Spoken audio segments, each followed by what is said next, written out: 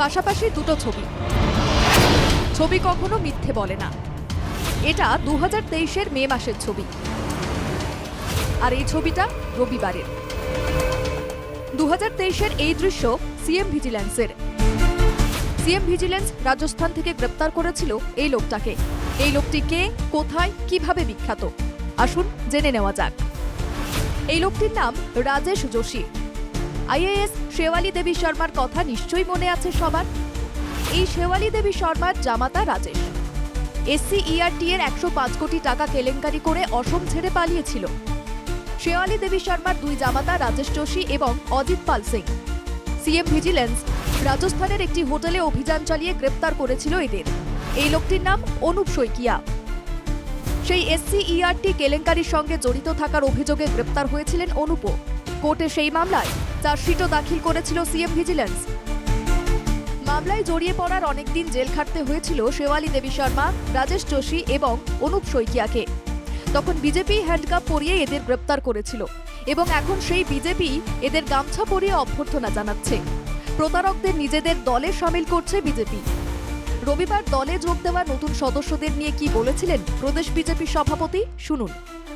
যে আজি যিসকলে জয়েন কৰিছে কোনো অভিযুক্ত বুলি কাৰো এগেইনষ্টত চাৰ্জশ্বিট হোৱা নাই।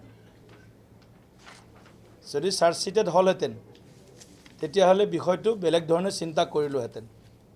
যদি চাৰ্জশ্বিটেড হোৱা নাই, আমিও এনেকুৱা খবৰ আগতে শুনিছিলোঁ।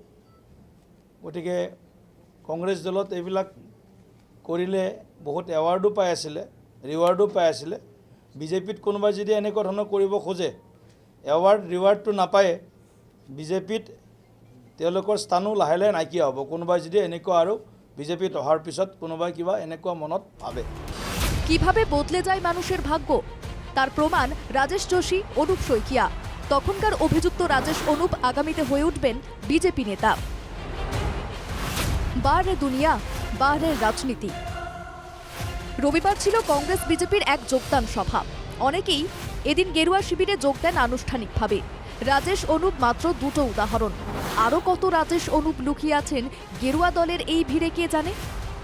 উল্লেখ্য, বিজেপিতে যোগ দেওয়ার জন্য লাইনে দাঁড়িয়ে আছেন সিএম ভিজিল্যান্সের জালে পড়া উত্তর করিমগঞ্জের বিধায়ক কমলাক্ষ দে পুরকায়স্থ।